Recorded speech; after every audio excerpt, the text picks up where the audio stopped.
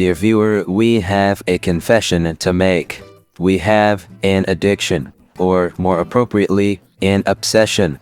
No matter how we try to change our ways, we find ourselves living in a perpetual pursuit for gold bars. We have adventured, we have expeditioned, we have unearthed plenty of natural gold in hidden jungles. Alas, as we get on in our years, it is time for us to face a truth, that we are becoming old, and our adventuring ways are no longer sustainable. We are no longer in the field digging for gold. We instead spend much of our time at home. And although we have had to suffer through an adjustment period, we have found a way to keep our gold lust in check. That is right, dear viewer, we have not had to quit gold cold turkey.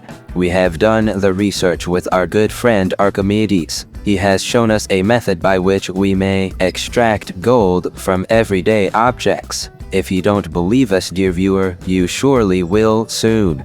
From these old CPU scraps, we will manage to extract a few sizable gold nuggets.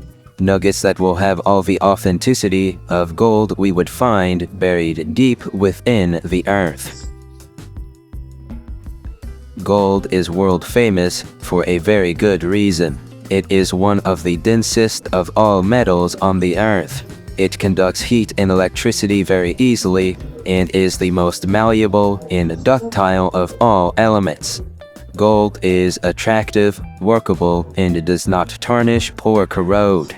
Due to these qualities, it is no surprise that gold was one of the first metals to attract human attention. Many examples of elaborate gold workmanship in nearly perfect condition have survived from ancient Egyptian, Minoan, Assyrian, and Etruscan cultures. The earliest recorded metal employed by humans may have been gold, as it could be found either free or native.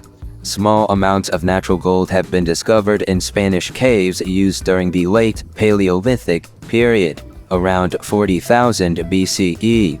Shaped gold artifacts made their debut at the beginning of the pre-dynastic period in Egypt, a time that lasted from around the 5th millennium BCE and the start of the 4th. Egyptian hieroglyphs from as early as 2600 BCE describe gold as being more plentiful than dirt in the country.